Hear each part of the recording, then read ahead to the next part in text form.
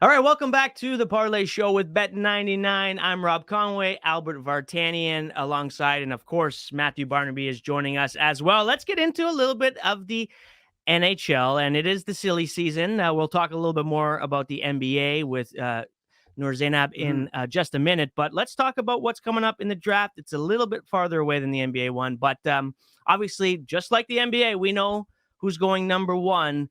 But is there any expectation for you, Barney, of, is Fantilli, going two? I mean, that's always up to what teams kind of select. But do you think there's going to be any surprises, any big trades, any movement in that way? Or are we just going to basically see the board run down the way it looks right now? I'm not going to get into specifics with teams, but I certainly do think there's always a trade that, especially in this cap era where people are trying to shed money and all that, and teams want to listen. Everyone wants to move up. I think if you look at the top 5 prospects, pretty good.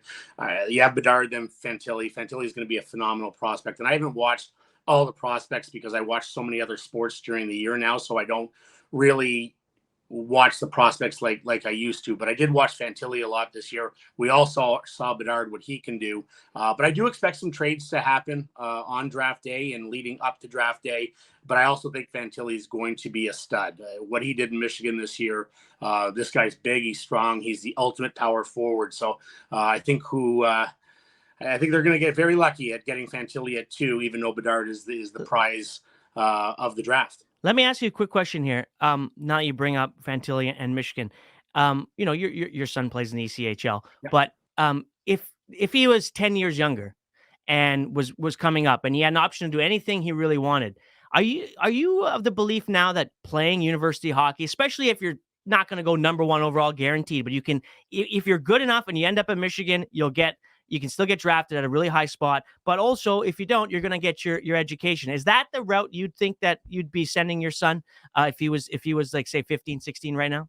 I've always said if you're a legit first rounder in the NHL, go play major junior hockey. Okay. Because you're only going to be one and done and you're gone to the NHL. So the education isn't going, not that it doesn't matter. It's a backup plan for players that might go second round, third round, fourth round, need more time to develop. But if you're a bona fide first rounder, go play in the Ontario Hockey League. Now, having said that, go to Michigan, go to North Dakota. My son was committed to Penn State. I mean, these are terrific programs. And yes, you can go first overall, you can go second overall, you can go as high as you want playing in these programs. You're just playing against older guys for the most part. So a lot of guys that even go first overall or maybe aren't physically ready to play against guys that are, some guys are 25 playing in the NCAA, but it doesn't matter where you play. If you're a good enough player, the scouts are smart enough. And I know the head scout, Mike Donahue, who scouts for the Chicago Blackhawks, whether Connor Bedard played in Kazakhstan, in Regina, or in the backyard here, he'd be going number 1. So it's so different than it used to be. But if my son was a bona fide first rounder, I'd probably send him to CHL as well. How many points do you think Bedard gets this year in Chicago? I know there's not much there. Yeah. It's just going to be him. I'm sure they're going to bring somebody else in, maybe play with him or maybe protect him. I don't know. The enforcer role is kind of gone now, but maybe like a Barbashev. You never know. But anyway, how many points do you guys think he gets this season? I would set the line at 65.5. If he plays every game, I mean, obviously. Wow. I think he'll get 65, 66 points. Yeah. Yeah. I'm probably in and around that same area. But I mean, based on the way he plays, did you see that combine thing that he did? Like he's in pretty good shape too. I know, but it's not like the NBA where like someone has to score. You're going to score 80, 90 points every night. Like this team might be really, really, really bad. And he might be the only one who can get points and score goals. That's true, right? Barn. What do you think? Hey, I'm going under. Okay. Because I was thinking he's going to get 65 points. Okay, there you go. Yeah, it's a good line. It's a great line. Great line. All 3 of us are right in that number. So it's not like the Jets at 9.5. That goes way over. But 65 points, that's a great 65.5. I like it. I got a question for you because you brought up the Jets. Did you actually press the bet button when you put your little Jets and Suns thing you tweeted out? No. I haven't done it yet. Okay, all right. But I still have time. I still got a lot of time. What? It's the Jets Suns parlay to both win the championships? Yeah. Yeah. 500 and 1,500 1,000 pays, I think 102,000. It's something like that, 110,000 or something. Yeah. Crazy number like that. I think I'd have more faith probably in the. I was going to say the Jets winning the NFL. Suns are plus 500. I mean, they got the big three. We were just, we were talking about like this before the show, and it's like I think the Jets have the better. Like I agree, I think the Jets have the better chance than the Suns. I don't know. You got to get through the just the AFC East, not the AFC. Yeah, like just to get through the AFC East, you got the Bills. Yeah. You got Miami that has a great offense. Is their defense good enough? Now they add Jalen Ramsey to it. I think the Patriots are going to be in fourth. Everyone's, oh my God, where does DeAndre Hopkins still go?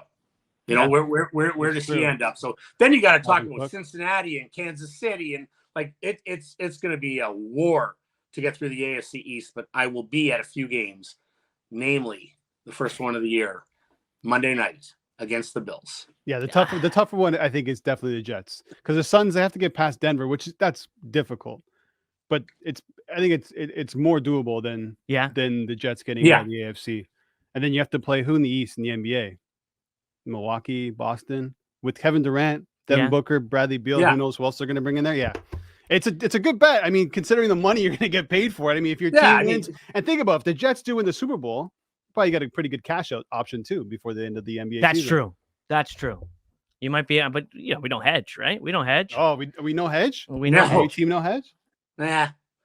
If it's 60 grand, I was gonna say if there's 100, if there's 110K on the table, when you change that number, dude, it's time to hedge. Yeah. I think that's possible. You know what? There's one place I really want to be and absolutely do not want to be anywhere near is Barney and his buddy Fred on Monday night at Game 1 for Buffalo and New York. I want to be like a drone watching it, because if I'm there, it's gonna be a disaster. But it's gonna be. We'll have to post the video. We'll have to post the video of him last year slamming an NHL prospect through a table at the 36 Open, Buffalo Mafia style. Yeah.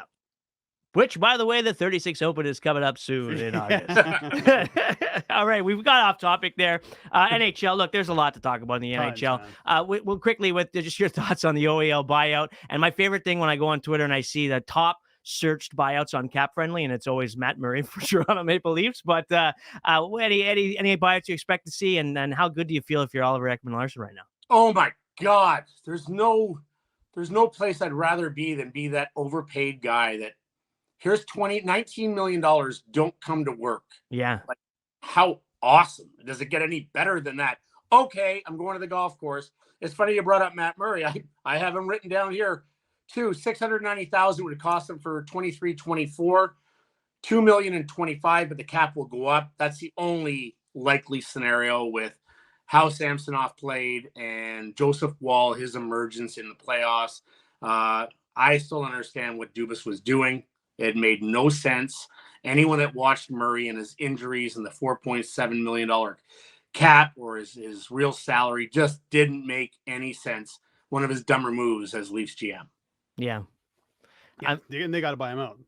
What are you going to do? You have to, or you get someone to pick up a tab, but then you got to give another first-round pick. Well, you're also probably going to have to eat some salary as well. No, just buy him out. Buy him out. You got to call Pittsburgh. See how much Kyle Dubas really likes Matt Murray. Yeah, I like that. You think he's gonna? Oh yeah, no, I still have faith in him. Yeah, sure you do, bud. Yeah. All right, I don't think that's somebody who's done absolutely nothing and keeps getting a raise in Kyle Dubas. Yeah, we see that a lot. We see that a lot in sports where guys just. I don't know. I'm sure he's going to end up being a really good president or GM or whatever he wants to be, but he's really done nothing. No, president's the best job in the world. Yeah. But he wants to be like a hybrid, Barney. He wants to be like a president / GM. I've never heard of an assistant GM being announced before a GM. They bring in Spezza, but no GM, which makes me think he's the GM. Dubas wants both roles. Yeah. So, whatever. I don't know. We'll see. He might be coaching by the end of the year. Who knows? All right, down on the bench. Let's get quickly to the Blue Jays.